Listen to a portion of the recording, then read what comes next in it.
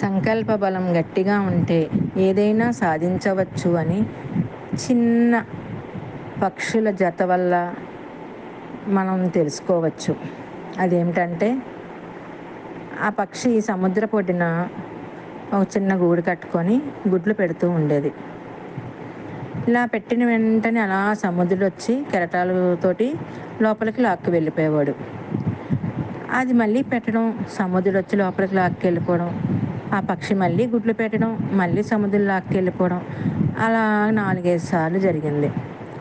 అది జరగడంతో పక్షికి చాలా బాధ, కోపము, కసి వచ్చేసి దాంతో సముద్రం లోపలికి వెళ్ళి రెక్కలు తడుపుకొని వచ్చి ఇసుకని తీసుకొని వెళ్ళి సముద్రంలో వేస్తూ ఉండేది.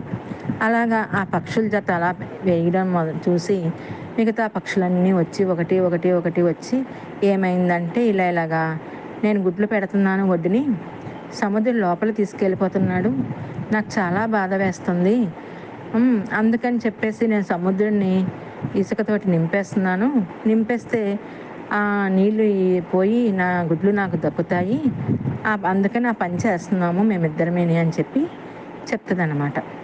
చెప్పితే దాని పక్షులన్నీ కూడా వచ్చి ఈ పక్షులు రెండింటికి సాయం చేయడం మొదలెడతాయి. అన్ని పక్షులు సముద్రంలోకి వెళ్ళడం, రెక్కలు తడుపుకోవడం, బయటికి రావడం, ఇసుక అంటించుకోవడం, మళ్ళీ వెళ్ళి సముద్రంలోని మునగడం. అలాగన్నీ కూడా వాటికి బాగా సాయం చేస్తాయన్నమాట. ఈ విషయం గరుత్మంతుడికి తెలుస్తుంది. నా జాతి పక్షులన్నీ చాలా కష్టపడుతున్నాయి కిందని, నేను ఇక్కడ ఉండిపోయానే అని ఆలోచించుకొని అతను విష్ణుమూర్తికి కూడా చెప్పకుండా వచ్చేస్తాడు కిందకి.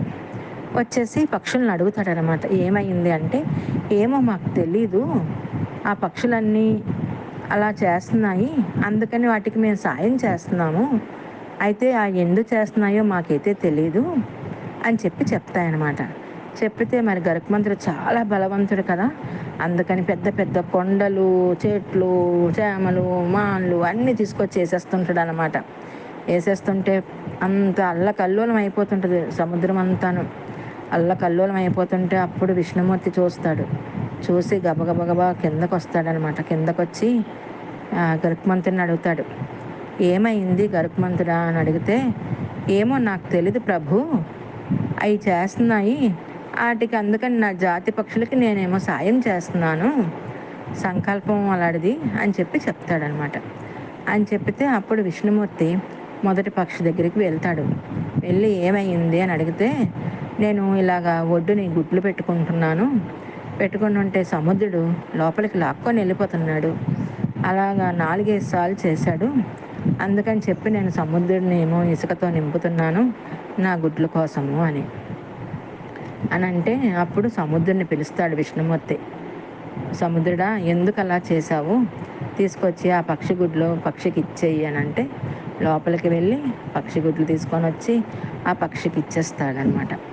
ఇచ్చేస్తే అప్పుడు అంటాడనమాట విష్ణుమూర్తి, సంకల్ప బలం గట్టిదైతే ఏ పనైనా మనం సాధించవచ్చు, చిన్న పిట్ట అది, దాని సంకల్పం గట్టిది కాబట్టి సముద్రుడేమో సముద్రంలోంచి బయటకు వచ్చాడు, నేనేమో పైనుంచి కిందకి దిగాను అంటే దాని అర్థం, సంకల్పం మనం ఎంత గట్టిగా పెట్టుకుంటే అంత చక్కగా మన కోరికలు కానీ మన పనులు కానీ నెరవేర్చుకోవచ్చు, కాకపోతే మన సంకల్పం మటుకు గట్టిగా ఉండాలి, మన సంకల్పం ఎంత గట్టిగా ఉంటే అంత ఇదిగా మనం పనులు చేసుకోవచ్చు అని పిట్ట ద్వారా మనకి తెలిసింది అని విష్ణుమూర్తి అతని లోకానికి వెళ్ళిపోతాడు.